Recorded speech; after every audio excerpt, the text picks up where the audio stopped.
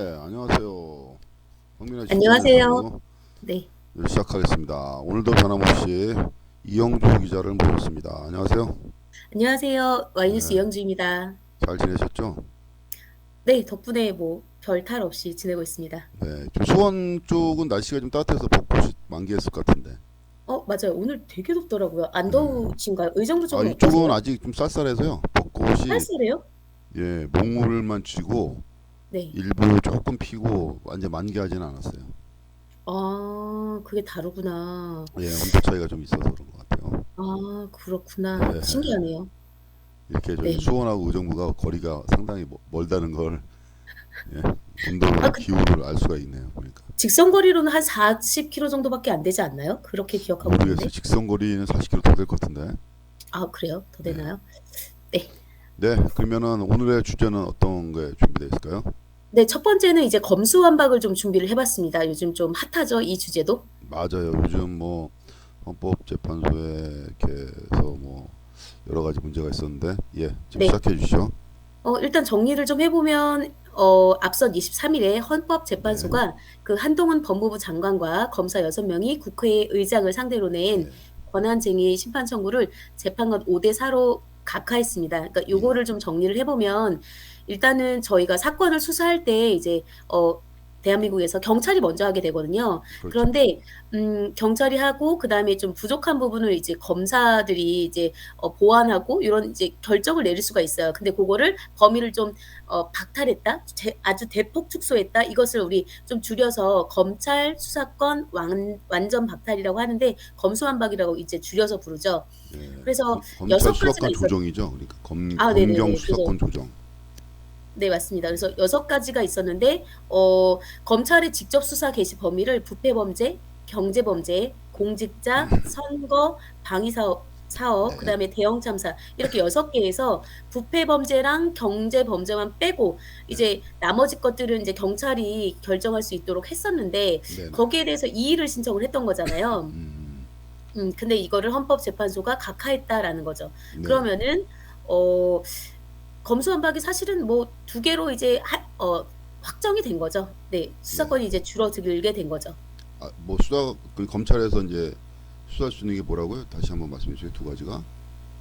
네, 2가지가 이제 부패범죄랑 경제범죄만 가능하게 됩니다. 부패 범죄는 이제 공직자, 고위공직자 부패 네. 범죄 뭐 이런 거 말씀하시는 거네.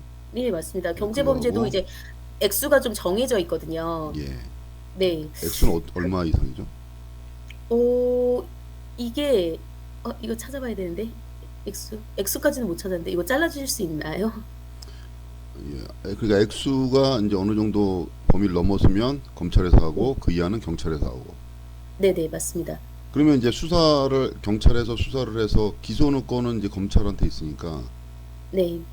그 수사를 한 걸 일단 보낸다는 거죠. 그렇죠. 어 그거는 그 변함이 없는 거잖아요. 그렇죠? 지위를 받는 건. 아닙니다. 그거 네, 저 이거 대학원에서 형법 시간에 했던 내용이 기억이 나는데, 네, 그러니까 경찰에서 자체적으로 마무리를 할 수 있어요. 마무리를 할 수 있는데 그거를 일단 보내기는 보내요. 마무리한 걸 보내는 거예요. 네. 마무리한 걸 보내서 90일로 기억을 하거든요. 검찰이 90일 동안 그 검토를 할 수가 있고, 그다음에 이제 다시 이제 자료를 내려보내는 걸로 알고 있습니다. 네, 그렇게 되죠. 근데 예전처럼 이제 직접적으로 이제 수사를 보완해라 이렇게 명령은 하진 않는데 여기에 약간 좀 맹점이 있다라는 거예요. 네. 네. 그러니까 어떤 뭐냐면은, 예. 네, 이게 뭐냐면 대통령령으로 정하는 그 2대 범죄, 중요 2대 범죄가 되는 거거든요. 네. 근데 이 대통령령으로 정하는이 조금 여기에 이제 맹점이 있어서 대통령이 이거를 그러니까 검사의 수사 범위를 이제 정하는 검사의 수사 개시 범죄 범위에 관한 규정 중 부패 범죄에 대해서 이제 대표적인 공직자 범죄, 직권 남용을 추가하면요. 이게 좀 무력해진다라는 거예요. 그러니까 그 2대 2개 범죄로 한정을 했잖아요. 네. 네, 근데 요거를 그 부패 범죄에다가 대표적 공직자 범죄, 요 직권남용을 추가를 해버리면은 범위가 아주 대폭 확대된다라는 거죠. 그러면은 이제 공직자 직무와 관련해 가지고 그 지위 또는 권한을 남용하거나 법령을 위반해서 자기 또는 제3자의 이익을 도모하는 행위인 부패 방지법, 그러니까 부패 방지 권익위법이거든요. 네. 예, 요것도 이제 부패 범죄로 들어간다라는 거죠. 그러면 부패 범죄의 범위가 아주 많이 확대가 되는 거예요. 대상자가 이제 늘어난다는 얘기죠. 그렇죠. 맞습니다. 그래서 전체 공무원이 사실 다 공직자가 다 대상자가 되겠네요. 그렇죠. 그렇죠. 그러니까 사실상 범위를 뭐 줄인다라고 했지만 이게 줄이는 게 의미가 있냐 싶을 정도로 요 치특이 이제 어떤 이제 칼럼에서 이제 치특이라고 표현을 하긴 했는데 예, 예. 윤석열 정부의 대통령령 개정이라는 맞는 치특이가 있으니까 요것만 되면은 범위가 아주 그냥 뭐 아주 무한적으로 그러니까 좀 과장해서 말씀드리면 무한적으로 확대가 될 수도 있다. 이제 요렇게 해석하는 견해도 있기는 합니다. 네. 실질적으로 요거를 좀 정리를 해보면 네. 2022년 5월 9일에 이 법이 통과가 된 걸로 공표가 된 걸로 알고 있거든요. 예, 예. 그날이 문재인 정부의 이제 마지막 일정이었던 거예요. 네. 근데 그때 이제 공표를 했는데 1년도 안 된 거죠. 1년도 안 됐는데 이렇게 다시 이제 확대가 되면서 실질적으로 이 법을 제가 취재를 하면서 느낀 바는 이 법을 이렇게까지 하는 의미가 딱히 있을까 싶을 정도로 범위가 너무 많이 이제 확대가 될 수 있다라고 예, 판단이 들었습니다. 네. 그럼 개인적으로 검찰에서 수사권을 가지거나 경찰을 지휘할 수 있는 권한이 있는 게 좋다고 보세요? 아니면 없는 게 좋다고 보세요? 이 기자는? 그래서 이게 이제 형법 시간에 저희가 대학원 수업 때 했었는데 예. 대표님은 어떠세요? 먼저 우리 저기 법학 박사님이시니까 박사님 네. 의견을 제가 듣고 제가 사실 얘기를 그때 해요. 당시에는 저는 반대를 했었습니다. 검찰이 그러니까 이게 왜 나왔는지 옥상옥을 방지하자 약간 그런 차원도 있었던 거잖아요. 네. 검찰이 이제 부패가 너무 심하고 그다음에 정권에 따라서 휘둘리고 정권의 입맛 맞추기에 따라서 이제 움직이니까 그걸 방지하기 위해서 이 법이 이제 이 검수완박을 좀 추진을 했던 것 같은 측면도 있기는 한데 실상 부패가 된 거는 경찰도 만만치 않거든요. 네. 경찰도 만만치가 않습니다. 그래서 그런데 이제 제가 좀 집중했던 측면은 뭐냐면은 경찰과 검찰의 그런 어떤 그 선정 기준이 있잖아요. 그러니까 경찰이 되기 위해서는 사실은 조금 기준이 높지는 않아요. 네. 높지는 않습니다. 조금 이제 공부하면은 그래도 아무래도 이제 어렵긴 한데 사법시험보다는 뭐 로스쿨보다는 그렇죠. 쉽겠죠. 그러니까 많이 쉽다라고 쉽겠죠. 표현 뭐라 그럴까 좀 문턱이 그렇게 높지 않다. 그렇지만 사실 검찰은 이제는 뭐 사시가 폐지가 됐으니까 이제 로스쿨에서 정말 상위권이 이제 검사로 이렇게 배정이 되는 걸로 알고 있는데 그러면은 사실 조금 더 이제 꼼꼼하게 공부를 했다, 조금 더 촘촘하게 이제 좀 법학을 연구했다라고 볼 수 있으니까 똑같이 부패했다면 부패 정도가 똑같다면 오히려 조금 더 이렇게 좀 더 이렇게 뭐랄까 좀 문턱이 높은 그러니까 좀 더 촘촘하게 법학을 연구한 쪽에서 좀 더 검토를 하는 게 맞지 않을까라는 생각도 들고 또 하나는 뭐였냐면 근거가 경찰은 지역적으로 있잖아요. 물론 검찰도 그러하긴 하지만 이제 그 지역에 이렇게 소속돼 있는 그런 측면이 있다 보니까 그 약간 유착될 수 있다 이거죠. 유착. 그렇죠. 네, 그 말씀이었어요. 그런 그 부패가 있을 수도 있어서 검찰이 좀 하는 게 좀 더 검토하는 게 낫지 않을까라고 좀 기존처럼 이제 수사권을 검찰에서 가지고 경찰을 지휘하는 게 맞다. 기존처럼 하는 게 맞다. 이렇게 보시면. 기존처럼 똑같이 가는 거는 반대이지만 똑같이 가는 거는 약간 그것도 좀 약간 수정을 봐야 되긴 하지만 검수를 완전히 박탈한다? 요것도 조금 좀 손을 봐야 되지 않을까? 이제 수정이 좀 필요하지 않을까라는 견해였습니다. 대표님은 좀 어떠세요? 궁금한데.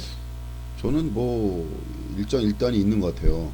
네, 검찰이나 경찰이나 일단이 있는데 일단은 이 경찰에서 수사를 종결할 수가 있잖아요. 그전엔 수사를 종결을 검사만이 할 수가 있었는데 그렇죠. 수사를 종결하거나 개시하거나를 경찰이 이제 고유 권한이 이제 전유 권한이 됐단 말이에요. 네네. 그럼 이제 경찰 단계에서 봐주려고 마음먹으면 이제 묻어버리는 거고, 그다음에 뭐 얘를 잡아야 되겠다 싶으면은 이제 이제 기소 요구를 하는 건데 이제 그렇죠. 경찰로 이제 기소 의견으로 올리는 건데 네네. 일단이 있어갖고 어느 조직이 뭐 특별하게 이게 있어서 보면 그래서 좀 일장일단이 있는데 이 네. 양면성이 있다고 보여져요. 근데 뭐 경찰이 수사권이 있으면은 뭐가 좋고 뭐가 나쁘고, 검찰이 있으면 좋고 나쁘고를 떠나서 이게 이제 그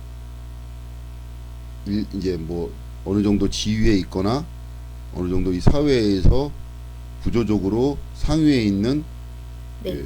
중대한 그런 뭐 고위공직자나 아니면 돈 재력이 있는 사람이거나 아니면은 검사 같은 네. 검사거나 아니 뭐 고위 경찰이거나 네. 이런 사람들을 수사할 때 어떻게 할 것이냐가 저는 핵심 포인트라고 생각합니다. 그쵸. 맞아요. 예, 그것도 핵심 맞아요. 포인트인데 네. 소위 일종의 우리 사회에서 힘이 있는 사람, 빽 네. 있는 사람, 돈이 네. 있다고 보여지는 뭐 어떻게 보면 나쁘게 말하면 기득권층에 있는 사람들을 어떻게 할 것인가. 그 음. 전에 그런 게 안 되기 때문에 네. 검찰에서 검사 뭐 출신이면 봐주고, 그리고 전관이 뭐 전관 변호사가 나오면 이상하게 사건이 음. 무마가 되고, 음. 뭐 이런 식으로 이제 뭔가 석연치 않은 점이 이제 많았으니까 네. 검찰이 자기 검찰은 못 잡고 안 잡고, 경찰도 마찬가지예요. 이러다 보니까 뭐가 문제가 있는데 상호 견제할 수 있는 뭔가 시스템이 음. 돼야지. 무슨 네네. 뭐 검찰이 니네가 못했으니까 수사권 경찰로 간다? 그럼 경찰은 잘할 것이냐도 문제예요. 아까 이 기자가 말한 것처럼. 그러니깐요. 그러니까요. 예. 그러면 또 경찰한테 또 이걸 뺏는다? 그것도 또 이상하고. 그러니까 네. 상호 견제할 수 있는 시스템을 만드는 게 굉장히 중요한데, 우리나라는 이상 상호 견제할 수 있는 시스템이 이게 이 검찰 수사권 조정으로 뭐 한다 이런데, 이제 거꾸로 뒤집어서 생각하면, 그럼 만약에 검사가 네. 죄를 저질렀어요. 죄를 저지른 부정부패 뭔가 비리가 있는 것처럼 보여요. 그럼 경찰에서 네. 수사권 조정됐으니까 경찰에 수사할 수 있느냐? 수사할 수 있을 것 같아요. 아. 현실적으로. 어우 현실적으로 내가 보기엔 수사 못해요. 수사권이 못하죠. 그거 경찰한테 어떻게 있다고 하더라도 합니까? 현실적으로 내가 네. 보기엔 뭐 다르게, 제가 이제 경찰이 아니라서 모르겠지만, 아니 검사를 불러서 경찰서로 불러서 조서를 아 구면요? 아니 내가 보기엔 어려워요. 이게 수사권 조정된다고 해도 어려워요. 어렵죠. 네, 어렵고, 네. 그래서 이거는 검찰 수사권 조정은 그 본질적으로 실패했다. 그거 음. 봅니다. 저는 개인적으로 저도 생각을 많이 네. 해봤는데, 이건 본질적으로 실패하고 오히려 선의의 피해자만 양성할 수 있는 시스템이 된 거예요 지금. 선이 지난번에 있던 시스템이 잘못돼 갖고 뭐 피해자가 많다 해서 고치자 했는데, 이거 고친 게 더 안 좋은 거예요 지금. 음. 일반 약자들한테. 그 음. 전에는 경찰한테 안 되면 검찰로 가서 뭔가 한 번 더 네네. 피해 구제를 요구할 수가 있었는데, 네. 이제는 경찰에서 딱 끝내버리면 이제 어디에 가서 요구할 수가 없어요. 아 그거 요구할 수 있는 게 있기는 있어요. 제가 지금 있긴 있는데, 네네. 수사의 지위를 검사가 그전에는 막 수사지를 마음대로 하기 때문에 사건이 이제 올라와도 검사가 종결권이 있는 거거든요. 수사 종결권이. 네네네. 근데 이제는 경찰에서 종결을 한 거를, 네. 왜 난 억울하다 왜 종결하냐 검찰에서 해달라 했을 때, 검찰이 강하게 야 다 가져와서 니네가 이렇게 해서 다시 수사해, 음. 이렇게 강압적으로 할 수 있는 법적 권한이 이제 많이 없어진 거죠. 아 그 부분이 좀 줄어든 거는 그러든 줄어든 측면은 없지 않아 있죠. 예. 그래서 이런 그 일반 그 약자들, 대다수의 국민들, 시민들이 이런 걸 선의의 피해를 안 생기게 할 수 있게끔 음. 처벌을 안 하는 거는 좋은 건데, 처벌을 해달라고 요구할 때, 내가 피해를 입었는데 처벌을 해달라고 요구했을 때 이거를 묵인하거나 했을 때 어떻게 할 것이냐 이거든요. 거기에 음. 대한 장치가 없기 때문에, 그러면 상호 견제할 수 있는 뭔가 구조적으로 이렇게 만들어 놨어야 되는데, 그래서 뭐 공수처 만든다고 그랬는데 민주당이 약간 좀 똥볼을 찬 것 같아요. 좀 제도적으로 취지는 좋았으나 현실적으로 네.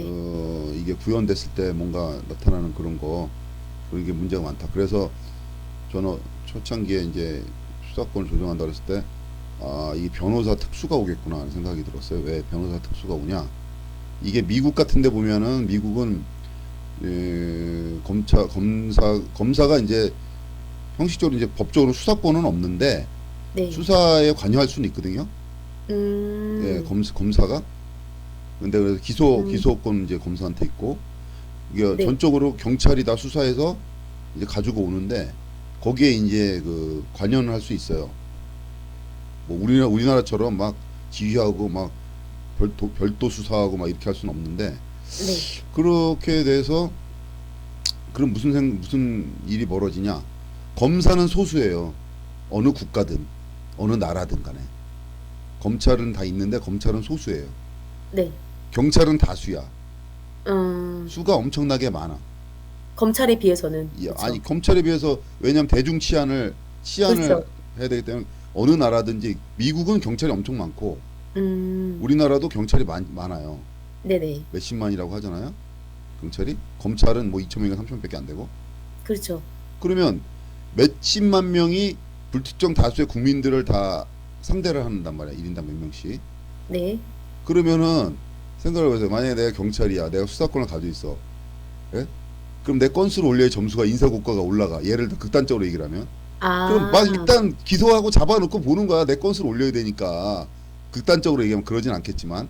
네. 그러면 어떻게 하겠어요? 무조건 변호사를 불러야지 어떡할 거냐고. 아, 미국이 아, 이런 이해했어요. 예, 시스템이거든. 예. 어, 미국이 이런 시스템이에요. 그래서 변호사들이 그 경찰 단계부터 변호사가 들어가기 때문에 굉장히 음, 일반 시민들 예전 같은 경우는 그냥 경찰에서 수사받고 검찰 넘어가면 검찰에서 기소하느냐 마느냐에 따라서 변호사를 할 거니까 말 것인가 거기서 결정되는데 이제는 무조건 경찰에서 잘 풀어야 되기 때문에 경찰 무조건 이제 변호사를 미국식으로 사는 수밖에 없어. 무조건 경찰에서 오라 그러면 예?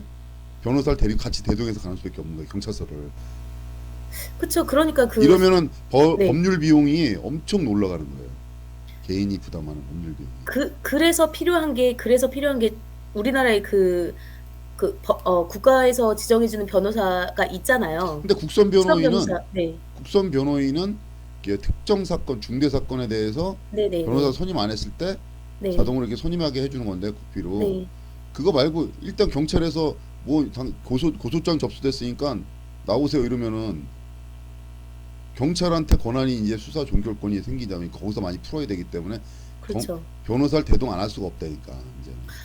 그래서 제 말씀은 그러면 뭐냐면은 그럼 그 국선 예전에는 그냥 변호인 제대로 경찰은 그냥 확대해야 대응을 된다는 거예요. 했었는데 그냥 네. 개인이 가서 대응을 했었는데 이제는 변호사를 대동해서 가야 되기 때문에 비용이 그만큼 늘어나는 거예요. 또 기소되면 음, 또 재판 비용 음, 또 해야 되고 계속 그럼요. 이게 미국식으로 국민이 부담해야 될 법률 비용이 엄청 올라가는 이상한 제도를 만들어 놓은 거예요 지금.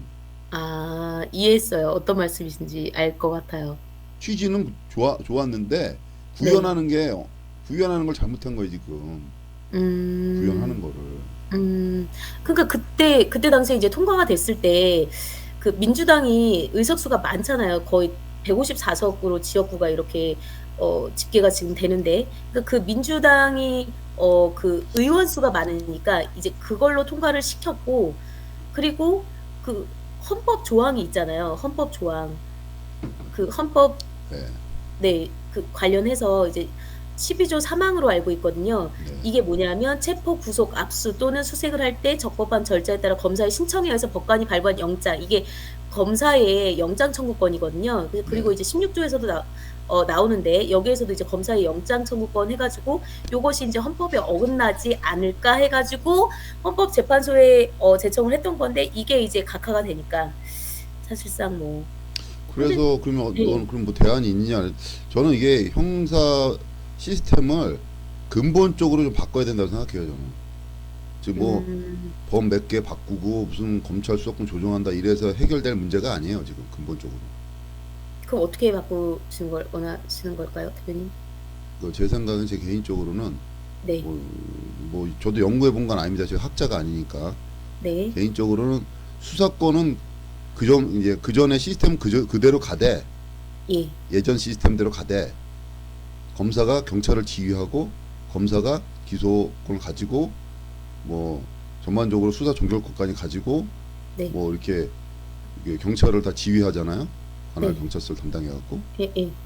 그리고 뭐 경찰 단계에서 이상한 수사를 다시 되돌려서 다시 하라고 할 수 있고 네. 이런 시스템 기존의 시스템을 유지하되 네. 단 검찰 단계에서 동일체 원칙을 없애야 돼요. 검사 동일체 음. 원칙을. 검사는 음. 각자 개별적인 헌법 기관이에요. 그렇죠. 독립적으로. 그러나 개별적인 독립성이 없어요. 검사가. 일개 검사는. 음. 그렇죠? 왜? 그 검찰 동일체 원칙이라는 게 있기 때문에. 검찰 음. 동일체 원칙은 형사소송법상 원칙이지 이 헌법상 원칙은 아니에요. 헌법에서는 개별된 독립기관으로 검사를 얘기하고 음. 있거든요. 네네네. 근데 독립성이 없어요. 우리나라 구조는. 왜 독립성이 음. 없느냐? 검찰 밑에 뭐 말단 검사 있겠죠. 그 다음에 그렇죠. 무슨 뭐 주인 검사 있죠. 그 다음에 무슨 모 검사 있죠. 그 다음에 부장검사 뭐 이렇게 부장 나오죠. 과장도 있을 거고 큰데 가면 네. 부장이 뭐 차장, 검사장 그 위에 음. 뭐 해서 음. 최종 정점에는 검찰총장이 있잖아요. 그렇죠. 피라미드 구조인데 음. 이게 그러다 보니까 검사가 개인이 이게 아무래도 부조리한데 위에서 이거를 야 덮어 뭐 하지마 아니면 야 엮어 이렇게 부당한 지시가 내려왔을 때 이거를 항명할 수가 있냐고. 음.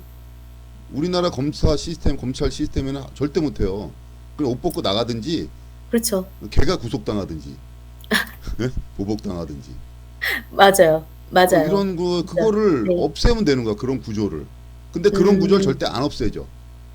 그렇죠. 그래야지 이용해 먹는 쪽에서도 좋고 검찰에서도 고위직에 있는 사람들도 자기 마음대로 뭔가 떡 좀 물을 수가 있으니까 좋고 그렇죠. 그렇잖아요. 네. 군대 가서도 이등병 때는 내가 이 군대 부조리를 내가 병장 되면 내가 타팔이라 했는데 병장 되면 똑같이 해. 애들 그렇죠. 괴롭히고 맞아요. 예. 똑같아요 그거하고. 네, 그러면 어떻게 맞아요. 해야 되냐? 예. 그러면 안에서는 내부에서는 개혁할 수가 없어 절대. 음. 외부에서 개혁을 해줘야 되는데 국회에서 개혁을 해주면 돼요. 근데 검찰 수사권 조정이 아니라 나는 형사소송법에 검찰 동일체 형사소송법에도 없지 검찰 동일체 원칙이라는 건 자기들이 만든 거지. 그냥 검찰 조직 예. 검사 동일체 원칙만 없애버리면 되는 거거든. 검사는 각자 형사소송법에다 한 줄만 넣으면 돼요. 검사는 각자 개별적으로 독립하여 수사할 수 있고 뭐 기소할 수 있다. 음.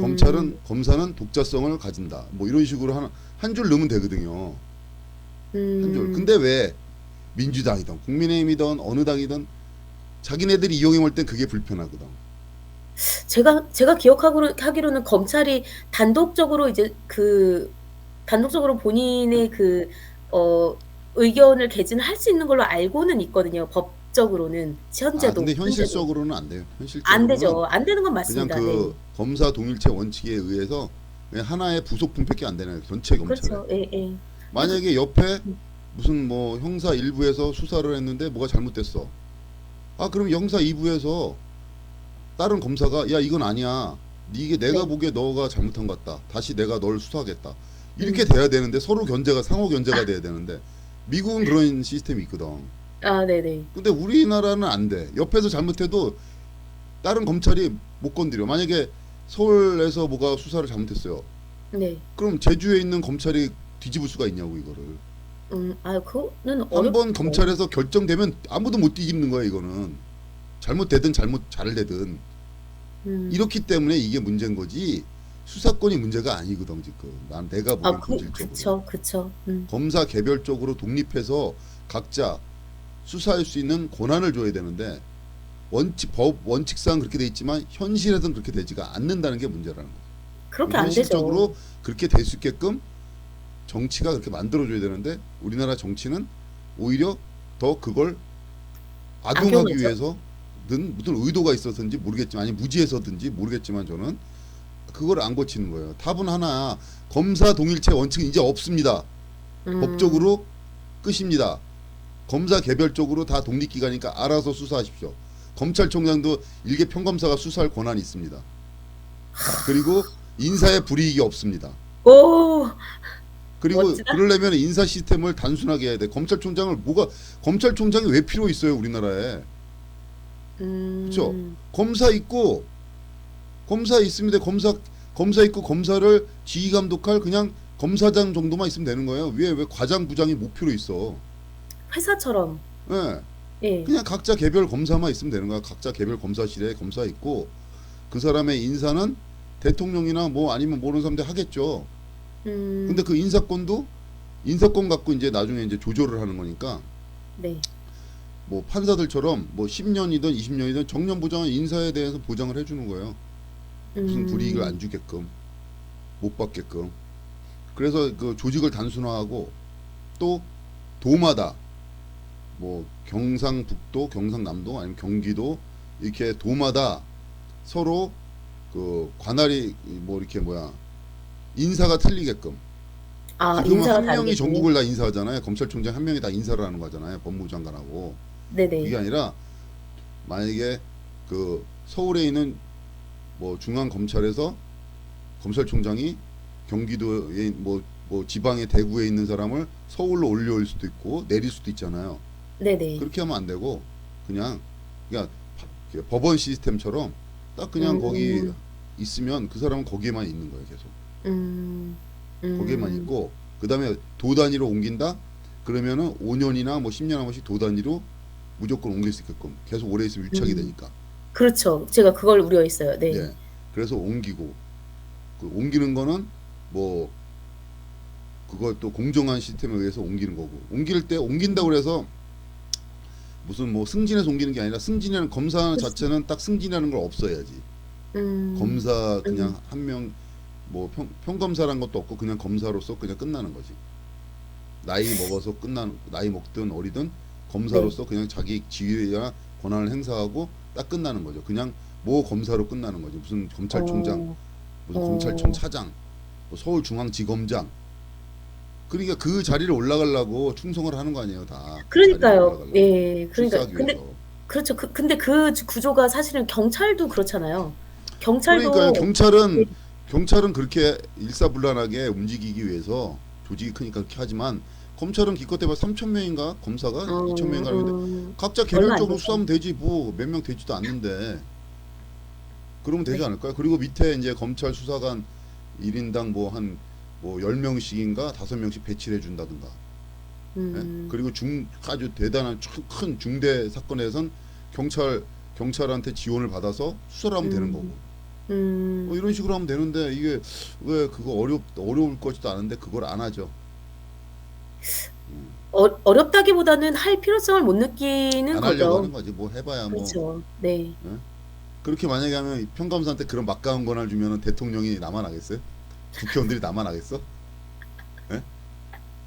남아나겠냐고. 다 그냥 축풍 낙엽처럼 그냥 다 나가 떨어지는 거죠, 예. 뭐. 아, 그래서 근데, 검찰 그 도단위로 수사라는 거 광역 수사는 할 수는 없고 도단위 수사로. 뭐 음, 경북에 있는 사람은 경북 도단위만 수사하고 관할권이 만약에 어디 경기도에서 이랬다 그러면 경기도 검찰로 이송해주고 이런 식으로 이상적이네요. 그렇게 해야 되는데 뭐 근데 제가 이번에 우리나라는 이제 취재를 하면서 좀 느낀 거는, 어, 이걸 왜 했지라는 거예요. 그러니까 그 사실상 실질적으로 크게 변한 게 없잖아요. 실질적으로 봤을 때 뭔가가 이렇게 확 달라지거나 이런 게 없는데 이걸 왜 그렇게 한다고 그렇게 아주 크게 이렇게 뭐랄까 설레발이라는 단어를 쓰고 싶은데 이게 너무나 좀 과격한 것 같아서 그렇게 해 가지고 실질적으로 얻는 그런 효과나 소득이 있었나라고 했을 때 '뭐가 있었을까.'라는 좀 생각이 이거 들더라고요. 보면은 법리적인 다툼은 거의 없어요. 그러니까요. 법리적인 다툼이 없고 뭘이냐 이 사실이냐 아니냐를 확정 짓는 거거든. 그게 어렵거든. 그걸 이제 음. 수사를 하는 건데 사실인가 아닌가. 만약에 제가 뭐 무슨 범죄를 저질렀어요. 그럼 범죄를 저지른 거에 대한 법리 논쟁 할 게 뭐 있어요? 범죄 저질렀으면 형법 몇 조에서 무슨 죄 딱 하면 되는 거지. 그렇죠? 그쵸. 애매한 네. 거나 그쵸. 어려운 거나 이런 게 법리 논쟁을 하는 거지 법리 논쟁하는 건 거의 없고 이게 이제 사실이냐 아니냐 저놈이 음. 진짜 음. 사람을 죽였냐 안 죽였냐 뭐 네네. 증거가 네. 있냐 없냐 이거 갖고 하는 음. 건데 그렇죠. 그러기 위해서는 중복 검증 받을 필요가 있다는 거지. 검찰 단계에서 아니라고 덮으면 예? 앞으로 음. 어디가 이제 다음에 검찰이나 어디 뭐 가서 그 전에는 이제 다시 재수사를 지휘하거나 이렇게 했었는데 그런 거를 이제 그런 게 이제 힘들어진다는 거죠 점점. 음. 검찰에서 그래야 될 의무도 없는 거고 뭐 가서 내가 뭐 이렇게 도와주십시오 하고 요구는 할 수 있지만 검찰에서 그렇게 네. 적극적으로 할 필요는 없잖아요 이제 자기 일만 더 이제 늘어나는 꼴이 되니까. 평검사들은 되게 고생 많이 한다고 그러더라고요. 뭐 하여튼 뭐 저는 그렇게 생각합니다. 네. 네. 알겠습니다. 또 첫 번째 뭐, 주제는 여기까지 마무리할까요, 네, 여기서 대표님? 마무리하시고 또 두 번째 주제는 뭐죠? 네. 두 번째 주제는 이거 이제 제가 좀 관심이 있었던 주제인데 중대재해 처벌법이에요. 그 대표님 김용균 사건 혹시 기억하시나요? 예, 김용균 사건? 네. 이 김용균 사건이 어, 벌어지고 나서 이제 발생하고 나서 이게 이제 2018년 12월 10일 10시경이라고 하는데 이 사건이 벌어지고 나서 노동법계에서는 완전히 정말 엄청나게 이제 어 아주 많이 흥분을 했죠. 그러니까 이제 분노를 한 거죠. 흥분이라고 하기보다는 이제 분노를 하고 그래서 이제 중대재해처벌법이 이제 올해부터 작년이죠. 작년부터 이렇게 어 개정이 돼서 이제 그 산업법이 개정이 돼서 통과가 되긴 했는데 그 김용균 사건에 연루됐던 그 사람들이 예. 2심에서 아주 많이 무죄를 받았어요. 이런. 네. 무죄를 받았다고 합니다. 그러니까 이게 원청과 뭐 하도급 관계해서 조금 복잡하긴 한데 일단 그 무죄를 받은 사안부터 먼저 말씀을 드릴게요. 자, 1심에서 이제 그 한국서부발전 주식회사 요 회사가 산업안전보건법 위반으로 벌금 1,000만 원이었거든요. 1심에서. 근데 2심에서 무죄가 됐습니다. 그다음에 한국서부발전 대표이사는 1심에서 산업안전보건법 위반 업무상 과실치사예요. 그래서 1심에서 무죄고 2심에서도 무죄고 그다음에 또 한국서부발전기술본부장은요. 똑같이 이제 산안법 위반이랑 업무상 과실치사인데 1심에서 징역 1년, 집행유예 2년, 사회봉사 160시간이었는데 2심에서 무죄가 나왔습니다. 야. 네, 그다음에 또 마찬가지 똑같이 이제 한국서부발전 태안발전본부장도 똑같은 형량을 받았는데 2심에서 무죄가 나왔고요. 그다음에 한국서부발전 태안발전본부장 기술지원처장은 업무상 과실치사예요. 그런데 금고 1년 6개월에다가 집행유예 2년, 사회봉사 200시간인데 2심에서 금고 1년에 집행유예 2년이 나왔어요. 그다음에 무죄만 난 것만 일단 말씀드리면 한국서부발전 태안발전본부장 본부 개전과 차장 석탄설비부 이분이 업무상 과실치사인데 벌금 700만 원이 나왔는데 2심에서 무죄가 나왔습니다. 그래서 아주 많은 무죄가 나왔다라는 거죠. 그래서 요 내용을 한번 준비를 해봤습니다. 네. 예.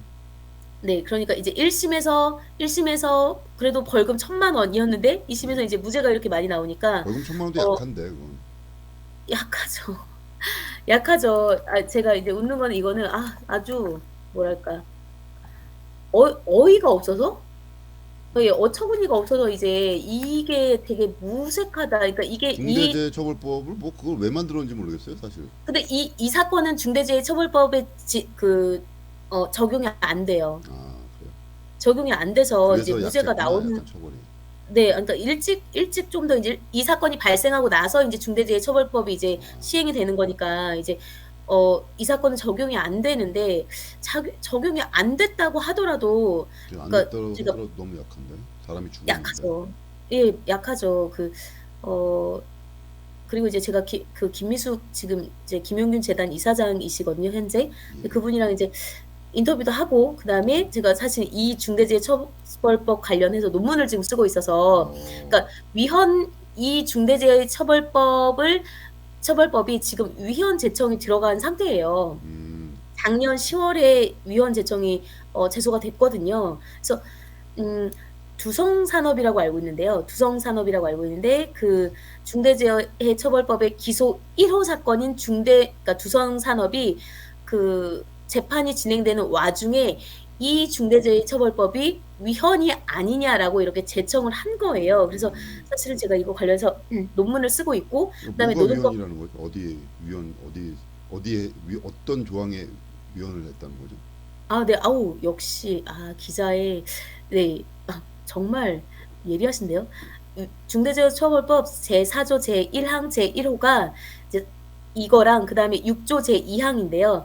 제1항 제1호는 사업주 또는 경영 책임자 등은 실질적으로 운영하고 있는 사업장에서 종사자의 안전, 보건성, 유해 또는 위험 방지를 위해서 재해 예방에 필요한 인력 및 예산 등 안전보건 관리 체계를 구축하고 그 이행 조치를 해야 한다가 1항 제4조 1항 1호고요. 6조 2항은 안전보건 확보를 위반해서 6개월 이상 치료가 필요한 부상자가 2명 이상, 급성 중독 등 직업성 질병자가 1년 내 3명 이상 발생한 경우에 7년 이하 징역 또는 1억 원 이하의 벌금에 처한다. 이 조항이 있는데요.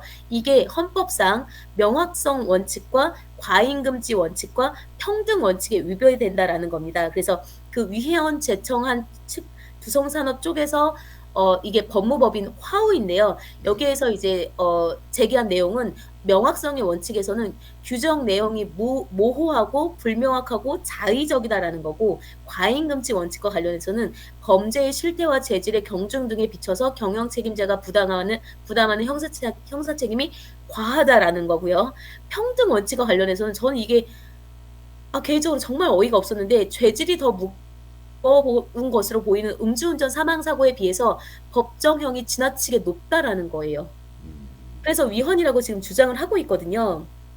그래서 명확성의 원칙은 약간 문제가 있을 것 같은데 나머지 두 개는 그거 위헌까지 가기는 좀 쉽지 않지 않을까. 대표님 정말 되게 예리하시네요. 맞아요. 그래서 법학자들도 양쪽으로 갈립니다. 사실은 양쪽으로 갈려요. 그래서 이게 졸속이법이다 하는 측이 있고, 그 다음에 아니다, 이거는 위헌은 아니다, 위헌은 아닌데 조금의 수정은 필요하다라는 측으로 갈리거든요. 그래서 사실은 저는 후자이긴 한데, 그래서 법학자들 사이에서도 또 이제 박사 수료하고 논문을 준비하고 있는 그 수료생들 사이에서도 이게 입장이 이렇게 좀 갈려요. 그래서 사실은 이제 학회나 이런 쪽에서 보면은 이제 위헌이 아니라고 주장하는 측이 위헌이라고 주장하는 측과 이렇게 대립을 하게 되면 엄청나게 이제 수많은 질타를 받게 되는 거죠. 제가 이제 자세한 내용들을 말씀을 못 드리는 이유는 뭐냐면, 지금 자료는 다 사실 있기는 한데 이제 논문을 쓰고 있는 중이라서 그 내용을 이제 공개하기는 조금 이게 좀 어렵기 때문에 이제 자세하게는 말씀 못 드리지만, 음주운전 같은 경우에는 음주운전보다 이제 형량이 과하다 이렇게 얘기를 하는 게 이게 적합한지, 그리고 시기상으로 봤을 때 시기상으로 그렇지 않습니까? 시기상으로 정말 이게 위헌이라고 판단을 했으면 기소가 되기 전에 이게 위헌이라고 제청을 했었어야죠. 기소가 되고 나서 재판이 진행되는 와중에 이거 위헌 아니냐라고 주장을 하면 이게 근데 적합하냐라는 거죠. 음주운전 자체는 무슨 네. 뭐 알코올 뭐 측정해서 무슨 네. 뭐 취소나 정지 이런 거고, 음주운전으로 사고 났을 때는 구속돼요. 아, 네. 음주운전 자체를 비교할 수가 없는 거지. 왜냐하면 중대재해처벌법이란 그 사업장에서 일하다가 죽거나 다쳤을 때 있잖아요. 맞아요. 음주운전도 네. 술 먹고 네. 사고를 내서 상대방이 죽거나 다쳤을 때거든. 그러니까 네. 음주운전 자체 하나로만 비교할 수는 없는 거지.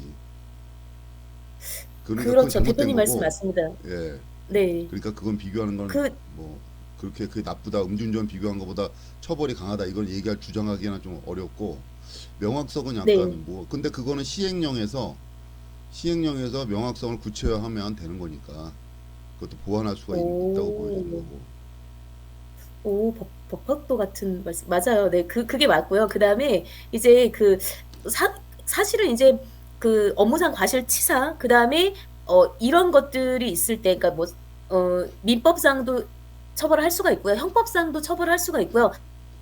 기존 산안법으로도 처벌을 할 수가 있어요. 근데 중대재해 처벌법을 만든 이유는 뭐냐면, 사실 이게 짧거든요. 16조 가지고밖에 없습니다. 근데 이걸 만든 이유는 뭐냐면, 직접적으로 경영 그 총책임자 CEO가 되죠. 이 사람을 처벌할 수 있냐 없냐 했을 때 그 사람을 처벌할 수 있는 조항을 그러니까 법 체계를 만들어야 된다 해가지고 만든 게 중대재해처벌법이에요. 근데 일단 김용균법에서 그 많은 사람들이 무죄가 나왔고, 그 다음에 지금 이렇게 기소가 첫 번째로 된 사건에서조차도 위헌이냐 아니냐를 이제 가리자 이렇게 나온다면, 사실상 중대재해처벌법도 순항하기가 가능할까? 약간 그런, 여기에서는 퀘스천 마크가 찍힐 수밖에 없는 거죠. 그러니까 그게 뭐 쉽지 않을 것 같은데요. 제가 중대재해처벌법으로 그 뭐 오너를 갖다 처벌한다? 그거는 네. 거의 뭐 불가능하지 않을까 생각됩니다. 사실 솔직히 말해서 현실적으로. 있긴 한데 그래서 일단은 일단 1심에서 이제 그렇게 처벌이 그게 그 김용균 사건 했을 때 제가 인터뷰를 했거든요. 근데 외아들이에요, 그분이. 음, 제가 이제 잠깐 말씀드리면 김용균 씨가 외아들이거든요. 네. 아이고, 아무도 없어요. 그냥 그분 아들 딱 하나였어요. 근데 네, 그분이 얼마나 성실했냐면 중학교나 고등학교 때 이제 학원을 다녀야 되잖아요. 예, 학업을 하려면. 근데 이제 주변 형편이 이렇게 그렇게 이제 윤택하진 않다 보니 스스로 공부를 해서 성적이 확 올라가고 막 부모 어 김미숙 이제 이사장님이죠. 그래서 어떻게 뭐 학원 보내줄까? 그러면 아니야 엄마 괜찮아 나 혼자 해도 돼 이렇게 말할 정도로 착한 사람이었네. 네 그랬던 사람인데 이제 그래서 그 김미숙 이사장님 카톡에는 이렇게 있어요. 뭐 아들 용균아 뭐. 자 그래서 그 중대재해처벌법이 이게 지금 현재 상황에서 실질적으로 경영 책임자 CEO를 처벌을 할 수가 있냐 했을 때 그 실질적인 법의 처벌을 받기에는 사실상은 어렵고 그리고 이제 약간 대표님 아시겠지만 약간 속된 표현이긴 한데 바지 사장이라고 있잖아요. 바지 사장. 우리나라에 바지 그러니까 뭐 피해 사장이라고 나가려면 바지 있잖아요. 사장도 있는 거고.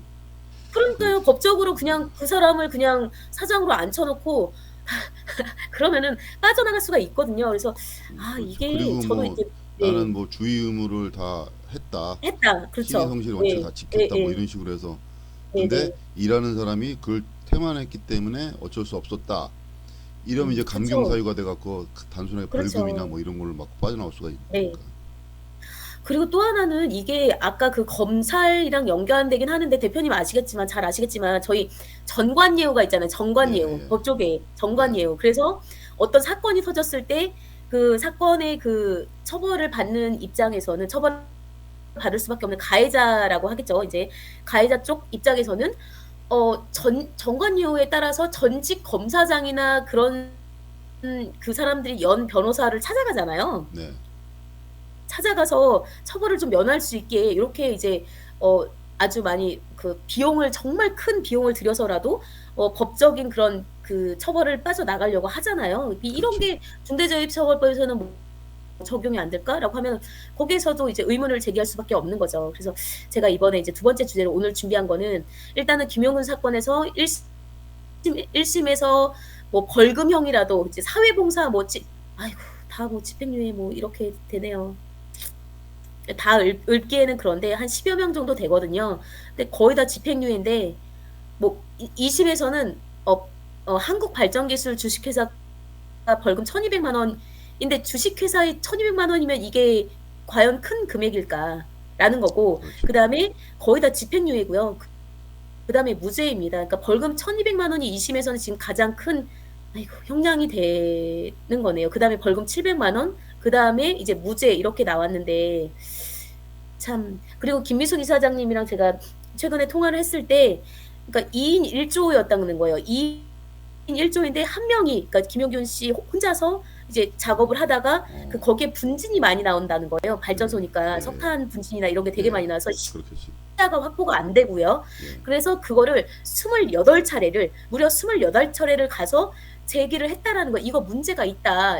우리의 목소리 현장 노동자들의 목소리를 네. 들어달라고 무려 30차례에 가깝게 제기를 했는데도 그게 받아들여지지가 않았다라는 거죠. 그래서 이 내용을 좀 준비를 해보고 싶었고 저희가 여기에서 당장 어떤 학계로나 아니면 법적으로 해법을 내리지는 못하더라도 이렇게 많은 사람들이 무죄가 나왔다. 이 내용을 좀 전달을 드리고 싶었습니다. 그래서 내용을 준비를 해봤습니다. 네, 근데 네. 약간 미흡하게 느껴지실 수도 있지만 더 자세하게 말씀을 지금은 못 드리는 거를 조금은 좀 양해를 해주셨으면 청취자분들께서 양해를 해주셨으면 하는 그런 논문 쓰고 말씀을 있는데 결론은 올리겠습니다. 뭐죠?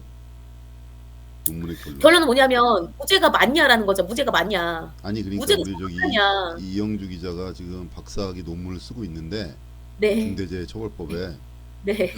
그 쓰고 있는 거에 결론이 뭐냐고요 지금. 아, 결론이요? 네. 아, 주제 결론은 지금 논문의 결론이 뭐냐? 일단 일단은 이제 소논문 지금은 이제 소논문을 준비하고 있는데 위헌이 아니다죠. 아, 위헌이 위헌이 아니다. 아니다. 위헌이 아니고 플러스 거기에 알파로 조금 더 얘기한다면 뭐냐면 차라리 우리나라도 얘 외국처럼 그 징벌적 손해배상제 있잖아요. 네. 그거를 빨리 해야 되지 않을까. 지금 위헌이고 아니고를 따지는 게 아니라 그게 문제가 아니라 징벌적 손해배상제까지 도입을 하는 게 맞다라는 게 결론이었죠. 아, 손해배상 그 소논문에서는 그래 뭐 그렇습니다. 법인의 네. 막대한 그 보상금을 물려갖고 네. 네, 그래서 그거 무서워서 제대로 할 수 있게 하게끔 해야 된다. 네. 네. 그것도 뭐 그렇죠. 일리가 근데 있네. 네. 근데 노동계에서는 이런 말이 있어요. 노동자 뭐 한두 명 죽어도 벌금 500만 원, 1000만 원 내면은 괜찮다. 그렇죠. 충분히 면피할 수 있다. 이런 말들이 중처법 이제 나오기 전에는 사실상 그냥 뭐 정설처럼 그냥 이렇게 속설로 이렇게 떠돌고 음, 있었거든요. 그러니까 음, 기업에서 뭐 책임지지 않아도 되고 앞서 말씀드렸던 바지 사장이라든지 이거를 이제 좀 전문 용어로 하면 휘핑보이라고 해서 매 맞는 소년이라고 예, 해서 예. 그 대체할 수 있는 소년을 이렇게 그 대표자를 대신할 수 있는 자를 대표자를 이제 내세우면은 그냥 얼마든지 빠져나갈 수 있으니까 사실상 네. 그렇죠. 기존에는 그랬었죠. 음, 그러니까요. 여기까지만 뭐 하겠습니다. 시간도 많이 지체됐고 대표님은 좀 어떠세요? 사실 견해라든지 뭐 뭐 중대재해처벌법이 이제 양주 같은 경우에 삼표석산 상표적선 연초에 네. 작년 아, 연초에 삼표석산이 붕괴돼서 세 명인가 뭐 몇 명 이제 돌아가셨잖아요. 아, 네네. 그래서 네. 이게 중대재해처벌법 시행 이후에 일어난 큰 사건이라서 해당이 되느냐 안 되느냐 네. 이제 이슈가 있었죠. 네. 그런데 이제 이게 그 뒤로 이제 어떻게 됐나 취재는 안 해봤는데 중대재해처벌법 일단 적용하기가 쉽지가 않고 대상자를 그리고 그쵸. 적용한다 그래도 그게 이제 만약에 이제 내가 누군가 그 노동자가 죽었잖아요. 죽었으면 네네. 죽은 거에 대한 사람의 목숨이 끊어진 거에 대한 상응하는 처벌이나 보상이 있어야 되는데 아이고. 과연 그게 가능한가에 또 문제고 또 음. 두 번째는 세 번째는 그 피해자 네. 돌아가신 분 가족이나 이런 네. 사람이 또 합의할 수도 있는 거거든요. 아, 맞아요. 맞아요. 피해 뭐 이렇게 뭐 처벌을 네. 원치 않습니다. 보상금 그렇죠. 드리고 맞아요. 이러면 또 이게 정상 참작이 돼서 또 형량을 또 엄청 깎아줘요. 대표님 진짜 예리하시네요. 예, 그래서 진짜 예, 맞거든요. 그렇게 또 일하시는 분들은 다 어려우신 분이니까 또 그게 그렇죠. 뭐 그런 그렇죠. 문제도 있고 그래서 우리 그런 게 뭐 법 몇 개 만든다 그래서 뭐 그런 사업장에 재난이나 재해가 없어진다고 라고 생각하는 것 자체가 국회의원들이 참 순진한 발상이죠. 순진한 발상. 그거 순진한 거예요? 순진한 발상. 아, 그 법 하나 만든다고 그게 없어진다? 아니 그랬으면 없어지진 왜 않죠. 범죄자들은 다 사형시킵니다. 그러면 범죄자가 없어질까요, 대한민국에? 아이고, 목숨 걸고 범죄를 저지른 사람들도 그러면 있어요. 더 흉폭해지겠죠. 내가 잡히면 사형이니까 다 죽여버려야지. 이렇게 되겠지. 오히려. 그렇죠. 네, 있어요. 그리고 거꾸로 우리나라 그러면 사형제를 야 안 하잖아요. 중대재해처벌법으로 내가 잘못하면 엮이니까 야 더 치밀하게 더 해. 이렇게 할 수 있는 그렇죠. 거거든. 이게. 그렇죠. 사용자 그렇죠. 입장에서는. 아니, 왜냐하면 그래서 기업에도 변호사가 있거든요. 네. 그래서 결론적으로는 이런 법이나 이런 거를 갖다가 만드는 것도 좋은데 일단은 이런 구조적인 환경, 노동 음, 환경을 개선할 수 있는 네. 정책적인 게 필요하다고 저는 생각합니다. 이게 정책적인 정책적인 거요. 거는 뭐 지원금도 될 수 있는 거고 아니면은 뭐 행정 관리 감독도 될 수 있는 거고 노동부가 있잖아요, 우리나라는. 네네. 그런 노동부 데서 장관이 어떻게 하시는지 보셨잖아요. 그러니까 노동부에서 아유, 네. 좀 엄격하게 그런 문제 있는 작업장에 어? 네. 근로감독관이 가서 아 이거 이제 사고 나기 전에 아 이거 문제 있으니까 해결해라 이렇게 할 수 있는 그런 구조가 돼야 되는데 그게 뭐가 왜 안 되죠? 우리 노동부가 과연 노동자 편인가에 대해 의문 퀘스천 마크를 찍어봐야 돼요. 아, 대표님. 고용부인가 노동부인가? 아, 대표님. 대표님. 아, 고용부하고 노동부요? 고용부 같은데? 대표님 그 얼마 전에 그 장관님이 뭐라고 말씀하신지 저희가 불과 한 2주 전에 다뤘던 것 같은데 1주 전이었나 2주 전이었나 그분의 그러니까 와 정말 드릴 말씀 그래서 없네요. 그 정책적인 그런 게 필요하지. 네. 법을 만드는 것도 이제 정책이 하나에 들어가겠지만 이제 뭐 행정적인 그런 시스템을 강화하는 게 굉장히 중요하다고 생각합니다. 예를 들면 뭐 뭐죠? 이제 뭐하고 비교를 해야 되나? 어, 어떤 게 좋을까요? 요식업죠, 요식업. 아, 네네. 요식업 요식업. 같은데 만약에 영업정지? 공중위생업 같은데 난리 나죠. 그럼 자영업자들이잖아요, 대다수 그렇죠. 공중위생업소가. 뭐 그렇죠. 미용실, 네. 그다음에 음식점, 모텔 맞아요. 뭐 이런 데인데 이런 데도 그 단속 위생과라고 하잖아요. 보통 구청이나 시청이나 군청이나 위생과 신이죠, 신. 공무원들이 한번 떠서 단속을 하면 엄청 무서워해요. 엄청 무섭죠. 예. 네. 이게 그냥 거의 말단 공무원이 가서 단속해도 아, 왜냐하면 영업에 지장이 엄청 크니까. 크죠. 장난 아니죠. 예. 근데 왜 노동부에는 노동부 공무원이 있는데 왜 그런 데는 가서 왜 못하냐? 못하죠? 권한도 있고 제도도 다 있는데 왜 덩어리가 그러냐? 커진 것 같아요. 왜 그러냐? 아니 여기서는 뭐 불이익을 줄 만한 게 없는 거야 제도적으로. 단속을 해서 불이익을 주면 엄청나게 야 이거 내가 단속에 걸리면 만약에 아까 분진이 있다고 그랬잖아요. 네네. 분진을 안 나게 해야 되는데 분진이 났어. 근데 이게 신고가 들어갔어. 예? 음, 그러면은 가서 신고가 들어갔으면은 가서 야 이거 빨리 안 하면 너희들 저거 영업 정지 어? 영업 정지 한 달 아니면 뭐 면허 취소. 공중위생업 음식점 그렇게 하거든요. 만약에 그렇게 걸리면은. 하죠. 지금, 그래서 네. 엄청 무서워해. 안 걸리게 하려고. 벌금도 엄청 세 또.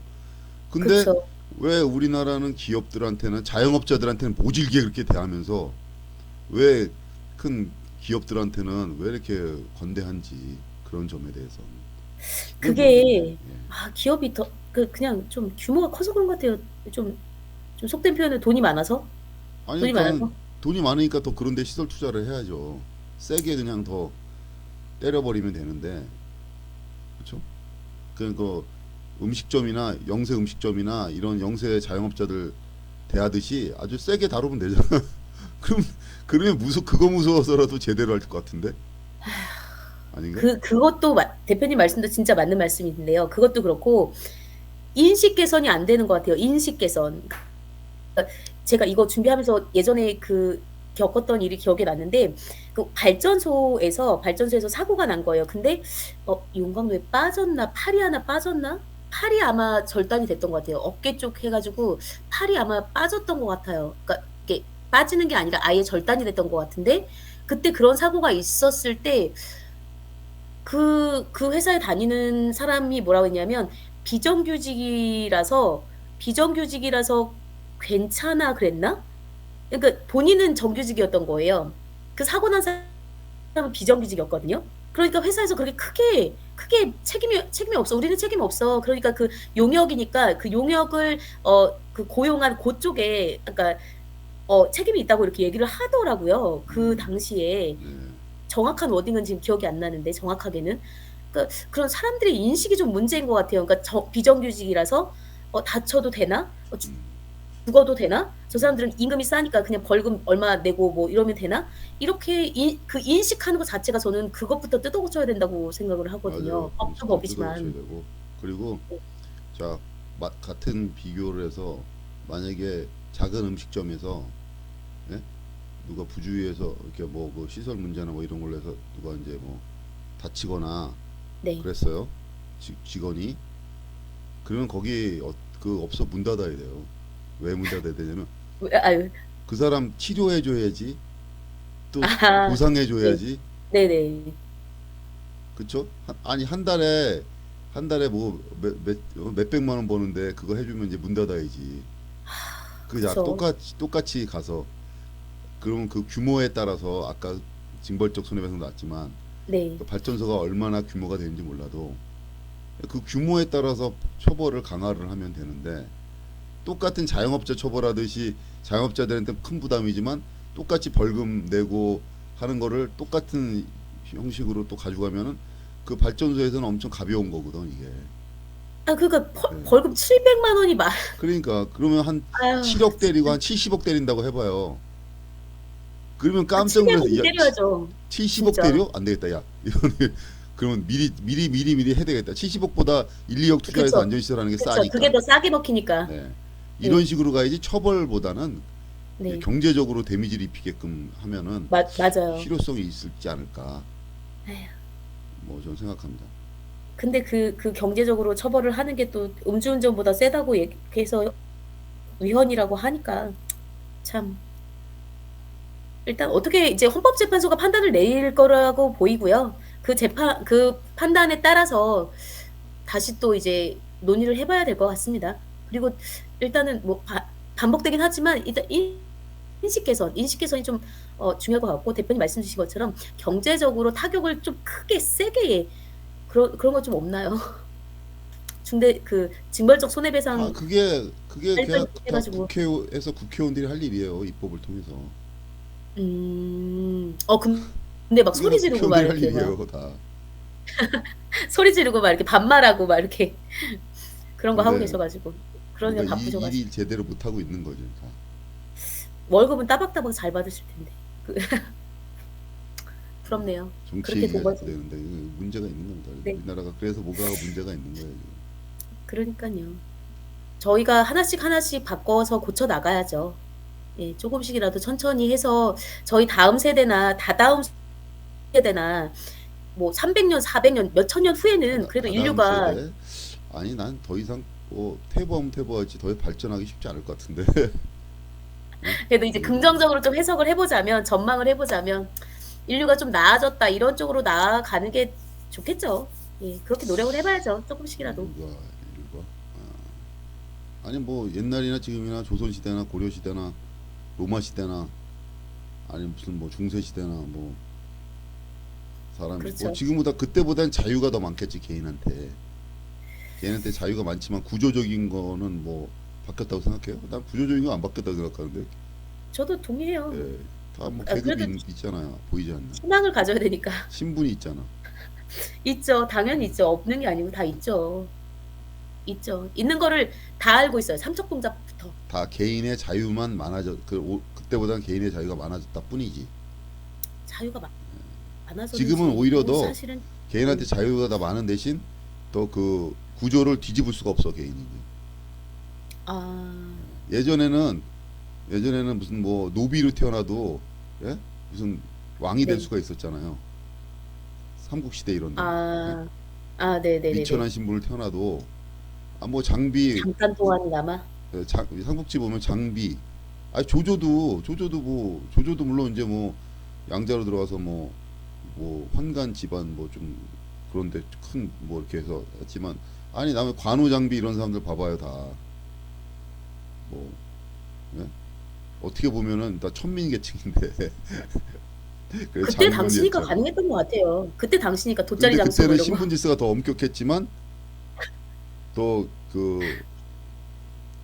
기회가 더 많았던 것 같아 내가 보기에는 능력에 따라서. 그러니까 엄격했으니까 통제받는 측의 그 어떤 그 유대감을 좀 더 강화할 수 있었는데 근데 지금은 뭐 개인주의고 그러다 지금은 보니까 아무리 뛰어나고 영민하고 머리 좋다 해도 딱 그 한계를 넘어갈 수가 없어요. 구조적으로 사회적으로. 없죠. 쉽지가 기득권층이 특히 있으니까. 우리나라 사회는 미국은 모르겠어요. 안 돼요. 미국은 그런 어려워. 경우가 더 많이 기업가들 보면은 그런 경우가 많은데 우리나라는 음, 딱 음, 그래서 개천에서 욕나는 게 이제 없어졌잖아요. 없죠. 거의 1900 한 없죠. 거의 없죠. 60년대, 50년대, 60년대, 70년대까지만 해도 그랬는데 이제 80년대 들어와서는 딱 아주 구조화가 된 것 같아 이제. 그래서 80년대부터요? 예, 내가 보기엔 80년대부터 구조화가 됐어요. 딱 보니까 그냥 뭐 예, 음, 강남 뭐 못 드렸지만 그래도 이러한 일이 있었다. 그래서 관심 좀 가져주십사 하고 내용을 한번 해법은 다뤄봤습니다. 아까 해법 나왔잖아요. 딱 하나. 인식 투표들 개선이요. 제대로 하세요. 투표들. 예? 해법 나왔네. 아, 그래요? 아, 그거였나? 아, 다 이게 투표 제대로 국회에서 하라고요? 할 일이야. 다 음. 입법화해서 다 해야만 되는 건데 뭐 아, 지금 국회 바빠요. 소리 지르고 그러냐고 바쁘세요. 그러니까 나는 아, 뭐 그래서 아까 진짜. 왜 그 신분 얘기하고 왜 삼국지 얘기했냐면, 예? 그래도 그때는 뭔가 사람들이 개개인이 뭐 정의감이라는 게 정의감, 뭐 정의의식이라는 게 있었어요. 아니 노비든 천민이든, 그렇죠? 음, 음, 뭐 양반이든. 근데 요즘은 이제 그런 게 아예 누군가는 없는 있었겠죠. 거지. 물질 만능에 나만 잘 먹고 잘 살면 되지. 아니, 이런. 지금 예. 저 혼자 잘 먹고 잘 살기 너무 힘들어요. 아 그러니까 너무 네, 힘드니까. 네, 뭐 내가 풍요로움 같은 데도 힘든잖아. 그때 뭐 옛날 시대 춘추전국 시대에 비하면은 엄청 삶이 굉장히 그 윤택함에도 불구하고 그때는 굶어서 죽는 경우도 많았는데 이렇게 그렇죠. 했는데도 왜 이렇게 됐을까? 참 이거 생각하면은 투표를 잘못해서. 과학 기술은 굉장히 발전을 했지만, 예? 뭔가 이런 거 그런 나머지 외에는 뭐 거의 뭐 의식 수준이나 이런 거는 오히려 더 음, 퇴보한 거 아닌가 하는 생각도 들어요. 사실 솔직히 말하면 음. 공부를 많이 하고 대학교를 좋은 데 나오고 이랬다 그래서 아, 우리가 그런 거 소용없, 네, 지력이나 의식 수준이 높아졌다고 볼 수는 없는 거거든요. 그런 거 소용없어요. 그런 거는 정말 그냥 직업을 얻기 위해서 필요하다 하면은 하는 거지, 그거랑은 전혀라기보다 별로 크게 관계가 없는 것 옛날에는 같습니다. 그래 옛날 그거랑은. 뭐 중세 시대나 뭐 아니면 중국의 뭐 춘추전국 시대 봐도 삼국 시대 봐도, 예? 아니 그 자기가 생각하는 정의나 진실을 위해서 목숨까지 버리잖아요 다. 예? 그런 결기가 다 그쵸, 있었잖아. 그렇죠. 그렇죠. 예, 네. 그럼 뭐 평민이든 천민이든 간에. 근데 요즘은 다 위나 아래나 다 그냥 나만 잘 먹고 잘 살면 돼. 배반 배신이 어디 있어? 그러니까요. 다 배신하고 사는 거지. 이러니까 이런 구조가 되니까 안 되는 거야 이게. 더 내가 보기에는 그 현대인은 옛날 그 고대인보다 의식 구조가 다 퇴보했어 다. 지적 구조는 다 지식이나 학력은 다 엄청 와, 높아졌지만, 네. 예? 그래서 그래서 예수가 못 나오는 거고 석가가 못 나오는 거예요. 소크라테스가 안 나오는 거고. 와, 대표님 지난주에는 대한민국 전체를 디스하시더니 이번에는 현대인 전체를 디스하시네요. 와, 통 왜 크시네. 그렇게 됐는지 근데 모르겠지만 그게 그렇게 됐어요 틀리지 지금. 않은 것 같아요. 틀리지 않은 것 같아요. 그 말씀이. 그러니까 그게 참 씁쓸하네요. 지적으로는 우리는 퇴보했다 나는 보고 있어요. 지적으로는 퇴보했다. 지적으로. 네. 물질적으로는 엄청 과학기술적으로는 진보를 했지만은 반대로 그럼 같이 따라갔느냐? 그걸 만큼 같이 따라갔어야 되는데 우리는 거꾸로 갔다 오히려 지적 능력은 다들. 그 인식이 너무나, 근데 저는 그게 사회 구조상으로, 그러니까 이런 거죠. 예전에는 집에 그 층위가 있으니까 그 층위의 유대감을 아주 돈독하게 해서 걔를 이렇게 확 뒤집을 수가 있었는데 그걸 혁명이라고 하죠. 근데 지금은 사회 구조는 아주 견고하게 돼 있는데, 치밀하게 더 돼 있는데, 세밀하게 돼 있는데, 거기에 개인들만 이렇게 있는 거예요. 개인들만 이렇게 있으니까 그 개인들이 연합하지도 않고 단결하지도 않고 오히려 자기 한 목숨 유지하는데, 유지보수하는데 너무나 힘들기 때문에 거기에 뭐 혁명이고 뭐고 이거를 뭐 개선이고 뭐고 생각할 겨를이 없는 거죠. 아니 지금 120시간 일하라고 하는 대통령이, 아이고, 있는데. 그러니까 뭐 극단적으로 얘기를 하면 마무리로 극단적으로 얘기하면 네, 예전에는 네네. 옛날에는 그러니까 뭐, 예? 삼국 시대나 뭐 그런 때는 뭐 신분은 개돼지였지만 의식은 진짜 인간이었거든요. 생각은 인간이었는데 어, 몸은 신분은 진짜 세다. 네, 개돼지였지만 노비나 네네. 노예였지만. 근데 지금은, 예? 신분은 자유인인데 의식이 다 개돼지가 됐어요. 나쁘게 말하면. 아, 그래서 안 그러네. 되는 거예요. 그래서 변화가 없는 거예요. 그래서. 대표님 내일 경찰서 출입하시고 그 뭐 다 가능하신 거죠? 뭐 이렇게 시내 돌아다니고 막 그러실 수 있는 거죠? 아니 개돼지에 뭐 내가 공격받으시는 거 뭐 누굴 아니죠? 특정해 지칭한 거 아니잖아요. 그냥 뭐 전반적인 지구에 사는 세계인을 갖다 내가 놓고 얘기하는 건데 뭐. 아니, 한국인 대상이잖아요. 저희 아니 솔직합시다. 한국인 전체 우리 지구에 대상이잖아요. 사는 전체 인구가 사람들이 그렇게 된 것 같아 지금. 뭐, 그쵸. 글로벌 시대니까. 그렇죠. 그것도 틀린 말씀은 아니죠. 왜 그렇게 됐을까? 참. 여기까지 할까요? 예. 그게 바로 그 왜 그렇게 됐을까를 사회학자나 이런 사람들이 교수들이 학자들이 연구해서 논문을 냈으면 좋겠습니다. 있을 건데, 저는 그냥 그거를 뭐 파헤쳐서 연구하셨을 텐데 저는 그냥 그게 이기심이라고 봐요. 이기심이고 인간의 본성이고 그게 발현이 되니까.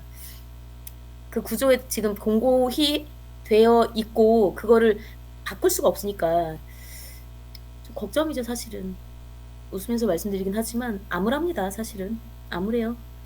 우리 자식 세대는 어떻게 살아갈까 하면은 뭐 정말 답이 안 나오는 거죠. 지금도 이런데. 저희가 더 노력해야죠 윗세대들이. 그러니까 아예 배고프면 예? 진짜 막 뭐 먹기 위해서 막 뭐 살기 위해서 뒤집지만 예? 진짜 네. 먹고 살 만큼만 죽지 않을 만큼만 주면은 예? 그러면은 그냥 그대로 가는 거거든 죽을 때까지. 맞아요. 예, 그렇게 맞아요. 길들여졌기 때문에 맞아요. 예, 그래서 뒤집지를 맞아요. 못하는 거예요. 이 생각을 바꾸지 못하는 맞아요. 거예요. 그래서 예. 근데 진짜 그게 정답이에요. 그게 아니 저는 그게 정답이라고 생각하거든요. 이 세상에 정답이 있을지 모르겠지만 사실상 많은 사람들이 얘기하는 게 대표님 말씀하신 그거거든요. 먹고 살만은 해. 난 지금 먹고 살만은 해. 그래서 고기까지만 먹 그냥 예. 아등바등 먹고 사는 고기까지만 이건 그쵸. 해결되니까. 예. 근데 그러니까 그냥 예전에는 뭐 예? 노예 시절일 때는 뭐 아두바두 할 수가 없잖아. 아는 왜 이렇게 죽나 저렇게 죽나 한번 뒤집자 그렇죠. 이렇게 되는 거지. 그거죠. 그거죠. 예. 그게 정답이죠. 이렇게 주구나 저렇게 주구나 똑같으니 바꿔서 좀 우리가 희생해서 한번 해 보자 이게 됐는데 지금은 어쩌지 하면 먹고는 사니까 그냥 완전히 만족하진 않아도 이렇게 그냥 유야무야 가는 거죠. 맞습니다. 자, 아유 오늘도 엄청 길어졌네요. 쏘리. 뭐 제가 이상한 말을 너무 많이 해 주제를 가지고 쓸데없는 주제를 말을 했다가 갑자기 인류의 무슨 뭐 의식까지 해서 대화의 범위가 너무 확장됐네요. 와 철학적인 문제까지 확장됐네요. 대표님 다음 시간에는 뭐 온 우주를 디스하실지 뭐 되게 궁금해지네요. 네. 제가 기대하겠습니다. 우주를 디스할 정도의 능력은 안 되고 저도 기대가 배움이 돼요. 짧기 때문에 그런 생각을 괜찮아요. 많이 요즘 많이 해봤습니다. 저는 왜 이럴까 사람들이 왜 음. 이렇게 못 뒤집고 왜 이렇게 바보같이 맨날 당하면서도 왜 바보같이 맨날 따라다니면서 왜 그럴까. 그래서 고민을 많이 해보니까 그런 것 같다 이런 생각을 하는 거예요. 알겠습니다. 네, 알겠습니다. 네. 네, 그럼 오늘도 오늘 여기까지. 고생하셨습니다. 자, 네, 다음 대표님. 주에도 좋은 네. 주제로 네. 또 다시 만나겠습니다. 다음 주에는 제가 조금 더 좀 이렇게 풍부하게 준비를 좀 해보겠습니다. 네. 알겠습니다. 기대하겠습니다. 네. 네, 그러면은 감사합니다. 지금까지 수원에 계시는 이영주 기자였습니다. 고맙습니다. 네. 고생하셨습니다. 네. 네.